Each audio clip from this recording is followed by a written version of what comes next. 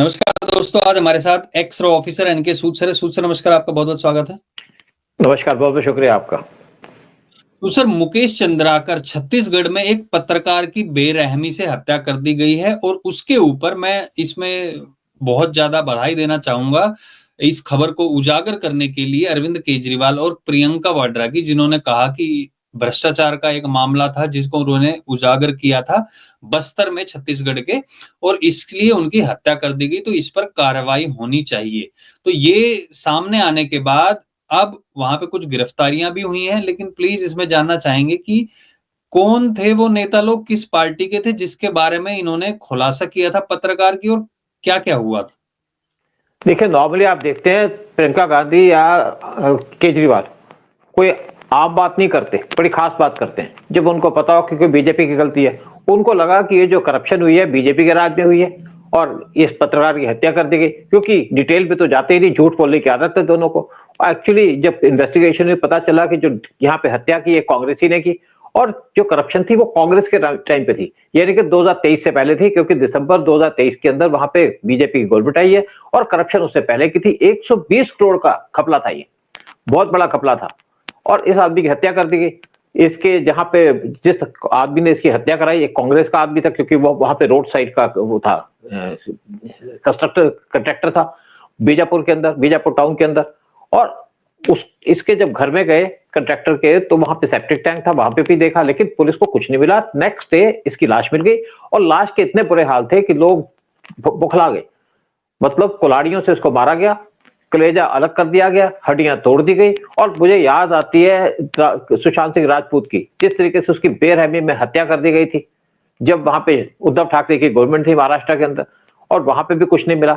लेकिन इस टाइम पे जिस तरीके से इस आदमी की हत्या कर दी गई, जवान लड़का था, 32 साल इसकी उम्र थी, और इसके घर वालों ने कंप्लेंट भी की, पुलिस एक्शन में आई, पुलिस ने ढूंढ तो लिया, लेकिन पकड़ा गया कौन? पकड़ा गया कांग्रेसी। और प्रियंका गांधी और केजरीवाल को लगा कि यहाँ तो कोई बीजेपी का हाथ है, बीजेपी करप्शन है, वो इन्वॉल्व होंगे। लेकिन दूसरी बात यह आती है कि इस आदमी को कितनी बेरहमी से मारा गया। और ये जो आदमी है, जो मुकेश चंद्राकर है, इसके सिर पे इंजरीज थी, बॉडी के पार्ट्स में इंजरी थी, टांगे तोड़ी गई थी। और दूसरी बात इसकी है कि ये बड़ा फेमस आदमी था वहां पे, ये एक यूट्यूब चलाता था, बस्टर जंक्शन, और इसकी बेरहमी से हत्या कर दी गई क्योंकि करप्शन के खिलाफ लड़ रहा था। देखिए, आज जिस तरीके से बीजेपी काम कर रही है, अप्रिशिएट करते हैं, और जिस तरीके से इस आदमी की हत्या हुई, बड़ा अफसोस हुआ इस चीज का, तो लोग दुख भी मना रहे हैं कि देखे कितनी इसके चोटें लगी। सिर पे 15 चोटें थी, क्योंकि इस देखिए वहां पे जो छत्तीसगढ़ है, वहां पे बहुत नक्सलाइट बहुत पूरे तरीके से फैले हुए हैं, और कांग्रेस के टाइम में नक्सलाइट पे कोई काम भी नहीं किया गया। अभी रिसेंटली इस एरिया के अंदर, बस्तर के अंदर, बहुत से नक्सलाइट को मारा भी गया था, कई एनकाउंटर हुए थे, लेकिन अभी भी कुछ एक्टिव है। महाराष्ट्र के अंदर फडणवीस ने नक्सलाइट को सरेंडर भी करवा दिया था। लेकिन जिस तरीके से यहाँ पे करप्शन चल रही है, और करप्शन मेनली किसकी? कांग्रेस की। करप्शन करते हैं और जो आदमी उनको एक्सपोज करता है उसको मार देते हैं, ये इनका कल्चर चल रहा है। लेकिन इस आदमी की हत्या से पूरा देश सदमे में है, पूरे देश के अंदर लोग परेशान हैं कि किस तरीके से एक आदमी की हत्या की जा सकती है, किस बेरहमी से, और वो भी किस चक्कर में? करप्शन को एक्सपोज करने में। मतलब आप आज देश के अंदर जो लोग करप्शन को एक्सपोज करते हैं वो सेफ नहीं है। और ये कहूंगा कि जरूर इस आदमी को सपोर्ट देनी चाहिए थी बीजेपी को, जो बीजेपी गवर्नमेंट थी, कम से कम इस आदमी को पुलिस प्रोटेक्शन देनी चाहिए थी। अगर उनको थोड़ा सा भी शक था कि इस आदमी की हत्या कर दी जाएगी, क्योंकि इसने बहुत बड़ा एक्सपोजर किया था, और स्पेशली कांग्रेस के खिलाफ। मैं आपको एक इंसिडेंट बताऊंगा छत्तीसगढ़ की, कुछ साल पहले की बात है। एक बस्तर एरिया से पूरी की पूरी बीजेपी की टीम निकल रही थी इलेक्शन के टाइम में, जिसको लीड कर रहे थे वीसी शुक्ला, जो सेंटर के अंदर मिनिस्टर भी थे, और उनके भाई एससी शुक्ला वहां पे सीएम रह चुके हैं। तो कम से कम 30 से 40 कांग्रेस के लीडर थे, उनको नक्सलाइट ने घेर के मार दिया, जबकि उनके पास पुलिस भी थी, सब कुछ था। और ये सारी की सारी इंफॉर्मेशन दी थी एक कांग्रेसी लीडर ने, ताकि उसके अपोजिशन अंदर के लोग मारे जाएं और उसको यहाँ पे कोई कंटेस्ट ना कर पाए जब वो चीफ मिनिस्टर बने। तो ये जो तरीका है मारने का, या वहां पे नक्सलाइट एरिया के अंदर, तो बड़ा अफसोस होता है इन चीजों को देख करके। अच्छा सूद सर, ये आप बता रहे हैं कि इन्हीं के लोगों ने खुद ही किया था, तो कांग्रेस के ऊपर भरोसा किया नहीं जा सकता है। जैसे अभी प्रियंका गांधी है, वो कहती हैं कि हिमाचल में सेब के अच्छे दाम देने का वादा किया गया था, वो अभी तक नहीं मिल रहा है। पार्लियामेंट में खड़ी होकर बोलती, भूल जाती है कि इन्हीं की सरकार है वहां पर। वैसे अरविंद केजरीवाल बोलते हैं, 10 अलग अलग इंटरव्यू में बोलते हैं मेरे घर पे बीजेपी ने छापा मरवाया। एक जगह पे बोलते 3 मफलर मिले, 5 मिले, 7 मिले, 10 मिले, 11 मिले। तो ये लोगों को यही नहीं पता रहता। मुझे एक बात समझ में नहीं आती, अगर आप पॉलिटिक्स में है तो आपको ये पता होना चाहिए कि आप क्या बोल रहे हैं। अगर आप झूठ बोल रहे हैं तो वो आपको याद रखने की जरूरत होती है। अगर आप सच बोल रहे हैं तो आप वो कभी अलग अलग बातें करेंगे ही नहीं। ऑटोमेटिक। हाँ, देखो अगर मेन, मुझे बात कह रहा हाँ हूं बिल्कुल, तो इस देखो बात मेन इनके साथ मेन प्रॉब्लम क्या है कि ये एजेंडा लेके चलते नहीं, तैयारी लेके चलते नहीं। इनको तो एलिगेशन लगानी है, उसने ऐसे कर, जैसे आप केजरीवाल को सुन लो, केजरीवाल के 10 इंटरव्यू सुन लो, 10 इंटरव्यू में अलग अलग बात करेगा, उसको पता ही नहीं चलता पिछली बार मैं क्या बोला, क्योंकि झूठ का सिर पैर नहीं होता। और अगर प्रियंका गांधी को पता होता कि इस आदमी की हत्या जो इसलिए हुई है कि इसने कांग्रेस के रूल के टाइम में वहां पे एक्सपोजर किया है, तो कभी नहीं ऐसे इशू उठाती। बिल्कुल। लेकिन इशू उठने के बाद फंसा तो कांग्रेस ही, और फंसा भी कांग्रेस ही, तो बेसिकली हत्या कर दी गई। अब क्यों नहीं बोलती कुछ कि उसके खिलाफ सख्त कार्रवाई हो? कार्रवाई तो होगी, लेकिन एक आदमी की जान तो चली गई। और जिस आदमी इतने बेरहमी से मारा, जैसे डॉक्टर कह रहा था वहां पे, जिस डॉक्टर ने इसका पोस्टमार्टम किया, कहता मेरे 12 साल के कैरियर के अंदर मैंने ऐसा हत्या नहीं देखी। देखिए नक्सलाइट किसी की हत्या करते हैं तो उसको गोली मार देते हैं, लेकिन ये जो लोग हैं, जो कांग्रेसी हैं, वो जिहादियों से बुरे हैं, तड़पा तड़पा के मारे इस आदमी को। और इसीलिए केस बहुत ज्यादा हाईलाइट हुआ ये वाला। अच्छा सूद सर, ये भी खबरें आ रही कि अमित शाह जी ने आश्वासन दिया है और बोला भी है बिल्कुल। कि वो जो सीएम है वहां पे उनके, कि पूरी कार्रवाई होनी चाहिए। लेकिन आप सोचिए, पत्रकार के साथ ऐसा किया जा रहा है जो कि एक स्तंभ माना जाता है, एक पिलर माना जाता है संविधान का। तो किसके ऊपर भरोसा किया जाएगा? कौन सा पत्रकार अपनी जान जोखिम में डाल के इस तरीके के काम करेगा आगे? देखिए काम तो करते हैं, जान जोखिम में भी डालते हैं, लेकिन अब क्या प्रियंका गांधी इसके ऊपर कोई कमेंट नहीं देगी? प्रियंका गांधी वाड्रा को कहना ही चाहिए इसके ऊपर कि बहुत बुरा हुआ, वो नहीं बोलेगी, बोल दिया। अब ना केजरीवाल इसके ऊपर बोलेगा कि जिसने मर्डर किया उसके ऊपर सख्त एक्शन होना चाहिए, लेकिन इनके कहने पे तो एक्शन होगा नहीं। एक्शन तो होगा, क्योंकि सैनी जो साई है, जो वहां के चीफ मिनिस्टर हैं, वो इसीलिए आए थे ना कि उन्होंने बहुत भारी काम किया था, बहुत ज्यादा काम किया था जो नक्सलाइट एरियाज हैं। और अमित शाह ने वैसे भी कहा था कि 2025 के एंड तक हम पूरे नक्सलिज्म को खत्म कर देंगे, उस पर भी काम हो रहा है। लेकिन इस आदमी की जो हत्या है, जैसे मुकेश चंद्रेकर की हत्या की गई है, बड़ा अफसोस होता है ऐसे देख के, जिस तरीके से नेशनलिस्ट लोग, क्योंकि ये काम कोई आम आदमी नहीं करेगा, ये बहादुर आदमी करेगा जिसके अंदर नेशनलिज्म है, कूट कूट के भरा है, वही ऐसे एक्सपोजर करेगा। और ऐसे लोगों की जान को खतरा भी है। तो मैं स्पेशली कहूंगा कि जो गवर्नमेंट को उसको ध्यान रखना चाहिए, जो ऐसे लोग एक्सपोजर करते हैं उनको प्रोटेक्शन देनी चाहिए। लेकिन प्रॉब्लम आती है गवर्नमेंट किस किस को प्रोटेक्शन दे। तो एक बार प्रोटेक्शन लेकिन देना शुरू करे सूद सर, तो और भी लोग आगे सामने आएंगे। फिर ये हो जाएगा ना, अभी कभी कभार कोई आता है, जैसे हमने घटनाएं बहुत सुनी है कि जब रेत माफिया होते हैं वहां पे, उनको कोई एक्सपोज करता है, बड़े बड़े जो अफसर होते हैं उनको कुचल के मार दिया जाता है। तो ये बिल्कुल चीज, बिल्कुल। चीजों को, वैसे तो हम लोग बात करते हैं कि करप्शन खत्म होना चाहिए। खत्म तो किसी भी कंट्री में नहीं हो सकता, हर कंट्री में, लेकिन कम किया जा सकता है। किस हद तक कम किया जा सकता है? ये ऐसी चीजें जो सामने हो रही हैं, फिर उसके बाद वो कहते हैं भैया यहाँ पे रोड टूट रहे हैं, ये हो रहे हैं। जब ऐसे 120 करोड़ का बस्तर में जो प्रोजेक्ट था उसको एक्सपोज किया गया है, इसमें तो कांग्रेस को भी सामने आना चाहिए। चलो भैया हमारा नेता है, इसको पकड़ के जेल में डालो। अगर कांग्रेस चाहती है कि सच में विकास होना चाहिए, बीजेपी के उसमें भी कोई आता तो बीजेपी बोले भैया इस मंत्री ने किया, इसको जेल में डालो। जब तक अपनी पार्टी के लोगों पर ही सख्त कार्रवाई करने की जो वकालत नहीं करेंगी ये पार्टियां, तब तक उस पार्टी पर कैसे विश्वास करेगी जनता? भी बीजेपी की सरकार है, कांग्रेस की बदल के यहाँ पे 54 सीटें आई हैं और यहाँ पे बदली है सरकार। नक्सलियों पर भी कार्रवाई हुई है। आज नक्सलियों ने हमला कर दिया, नौजवान हमारे शहीद हो गए हैं।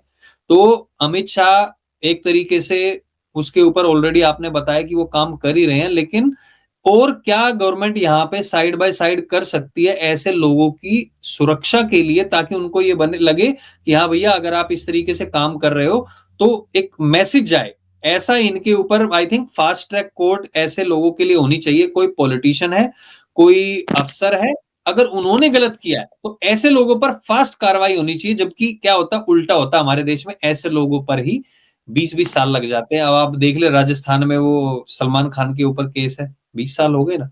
तो ये चीजों पर, इन पर कार्रवाई होनी चाहिए ना सूद सर। बिल्कुल। देखो दूसरी बात है कि जो हमारे पॉलिटिशियन है, जैसे आपके केजरीवाल है, करप्शन के चार्ज लग गए और केजरीवाल ऐसे घूम रहा है कि जैसे बड़ी बहादुरी का काम करके आया। इनके ऊपर फास्ट ट्रैक केस लगने चाहिए, स्पेशली जो हाई केस एंड केसेस होते हैं उस पर फास्ट ट्रैक पे सोल्यूशन होना चाहिए। जो सीरियस करप्शन के चार्जेस है वहां पे भी फास्ट ट्रैक कोर्ट लगने चाहिए और इनको जल्दी जल्दी सजा मिले, ताकि लोगों को थोड़ा सा झटका तो लगे। लेकिन आप देखिए, इवन जो पाकिस्तान का टेररिस्ट इंडिया के अंदर आया था 2008 में, उसका केस भी कई साल चलता रहा, फिर जेल में उसको बिरयानी खिलाते रहे। ये जो सिस्टम है इसको खत्म करना चाहिए। अफजल गुरु तो अलग है ना, जो दूसरा आया था पाकिस्तान से, जो अच्छा पकड़ा अच्छा। गया था, 10 टेररिस्ट आए थे, एक पकड़ा गया था, उसको भी कई साल लगे, बिरयानी खिला रहे थे उसको। इन चीजों के लिए सबसे इंपॉर्टेंट है कि फास्ट ट्रैक कोर्ट हो और फांसी की सजा, जो आज कहते हैं कि नहीं होनी चाहिए, फांसी की सजा मिलनी चाहिए ऐसे लोगों को। और इनकी जब कोर्ट से सजा मिले उसके बाद इनकी सुनवाई हो तो सीधी सुप्रीम कोर्ट के अंदर या इवन हाई कोर्ट के अंदर। लेकिन उसके बाद अगर वहां फिर भी कन्विक्शन हो जाए तो कोई आगे सुनवाई नहीं होनी चाहिए। गवर्नमेंट को यह तरीका अपनाना चाहिए, क्योंकि बहुत से रश है सुप्रीम कोर्ट, हाई कोर्ट और बाकी कोर्ट्स पे, तो इसको भी डील करना चाहिए। स्पेशल कोर्ट्स लगा दिए जाए ऐसे केस को डील करने के लिए। स्पेशली जो हाई एंड करप्शन है वहां पे तो स्पेशल कोर्ट बनने चाहिए और उनको जल्दी से जल्दी सजा देकर के जेल भिजवाया जाए और बेल की का प्रोविजन ना हो। अदरवाइज क्या होता है, करप्शन के चक्कर में आपको बेल मिल जाती है, फिर आप घूमने लग जाते हैं, फिर लोगों को धमकी देते हैं। ये चीजें, और स्पेशली जो टेररिस्ट केस है उसके अंदर भी इस तरीके से डील होना चाहिए। और ये जो लोग हैं ये नेक्स्ट लाइफ से भी ज्यादा खतरनाक है। जिसने इसका मर्डर किया है, मुकेश चंद्राकर का, पहले चोरी करते हो, फिर सीना चोरी, फिर मर्डर करते हो, कहां से एक्सेप्ट हो सकता है ये। बिल्कुल, अजमल कसाब जिसकी हम बात कर रहे थे, उसके सपोर्ट में भी कांग्रेस के कितने लोग आ गए थे। और फिर कुछ जो कश्मीर में जो टेररिस्ट थे उनके साथ तो मनमोहन सिंह जी फोटो भी खिंचवाते थे। खैर उनके ऊपर बाद में बात करेंगे, लेकिन एक तरीके से अगर हम यहाँ पर देखें तो गवर्नमेंट को बहुत फास्ट इस पे एक्ट करना चाहिए, ताकि इतने सारे जो पत्रकार, उनकी सुरक्षा पर भी ध्यान दिया जा सके। बरखा दत्त की हम बात नहीं करेंगे क्योंकि वो इसके ऑपोजिट काम करती है। जहां पर हमारी सेना कुछ कर रही होती है वहां पे उनको पूरा दिखाती है कि यहाँ देखो हमारे इंडिया की तरफ से ये काम हो रहा है, यहाँ पे हमारी पोजीशन है। तो उनकी बात नहीं करेंगे। ऐसे लोगों पर भी आई थिंक कुछ कानून बनने चाहिए, कार्रवाई होनी चाहिए। ऐसे लोगों को घुसने ही नहीं देना चाहिए। दिखाते देखो हमारी ये तैयारियां, हमारे यहाँ पे ये बंकर बन गए, ये सब बंद होना चाहिए ताकि उस पर भी काम किया जा सके। हाँ, मैं एक और बात बता दूं कि जब कारगिल का युद्ध चल रहा था तो बरखा दत्त वहां पहुंच गई थी सैटेलाइट फोन लेकर के और कश्मीरी को साथ लेके। कौन ले गया उसको, किसने उसको एंट्री दी वहां पे? क्योंकि किसी रॉ के ऑफिसर का, रॉ के बहुत सीनियर ऑफिसर का फोन गया था उस टाइम पे आर्मी चीफ को, बीपी मलिक को, कि इसको जाने दो, और चली गई वो। और वो रॉ का ऑफिसर चीफ बना, बाद में रॉ का चीफ बना। और उसके बाद जो राहुल गांधी की यात्रा निकली उसमें पार्टिसिपेट किया, कंट्रोवर्शियल आदमी था। तो कुछ लोग तो अंदर ही छुपे होते हैं।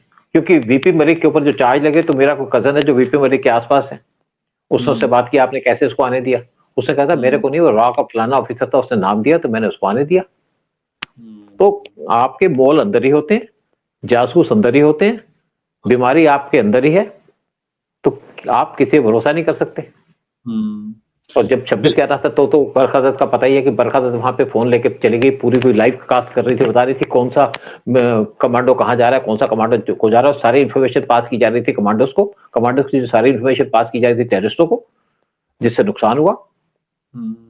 देशद्रोहियों की तो कमी नहीं। ऐसे टाइम पे तो बिल्कुल खासकर पास में जाने भी नहीं दिया जाना चाहिए। और ऐसे लोग हो, वही है ना कि कांग्रेस के टाइम पे सारी चीजें हुई हैं, अब तो ऐसा कुछ होता था वहां जाने भी नहीं दिया जाता, दूर दूर तक रखा होना चाहता है। या तो मैं सोचता हूँ कि जो देश के खिलाफ कोई भी पत्रकार हो, तो देश के खिलाफ अगर कहीं की भी पोजीशन दे रहा है या देगा आगे चल के, मैं तो कह रहा हूँ कि वो जो दुश्मन वो कर रहे हो, एक मिसाइल उधर भी फेंक देनी चाहिए ना, सर किसी को वो देने की सजा देने की लेकिन मैं इस पे एक और बात बता दूं, जब बरखा दत्त वहां पे पूरी रिपोर्ट दे रही थी, तो कुछ देर के बाद वहां पे एक आर्मी का डिपो था, डिफेंस का डिपो था, एमुनिशन का डिपो था, वहां पे पाकिस्तान के मिसाइल आके गिर गए, सारा डिपो डिस्ट्रॉय हो गया। लेकिन आप इनको इन्वॉल्व नहीं कर सकते क्योंकि आपके पास वो तो एविडेंस है नहीं कि उसने उसको इन्फॉर्मेशन दी है, डायरेक्ट इन्फॉर्मेशन दी नहीं, सैटेलाइट फोन से बोल दिया, चला गया, काम हो गया। तो नुकसान तो हमने झेला ना। या तो ये इर्रेस्पॉन्सिबल है लोग, या ये जानबूझ के ऐसा काम करते हैं, देश के एंटी देश का काम करते हैं। बेसिकली मैं देख रहा हूँ कि बहुत से जो जर्नलिस्ट थे जो एंटी इंडिया थे, आजकल थोड़े थोड़े प्रो इंडिया होते जा रहे हैं।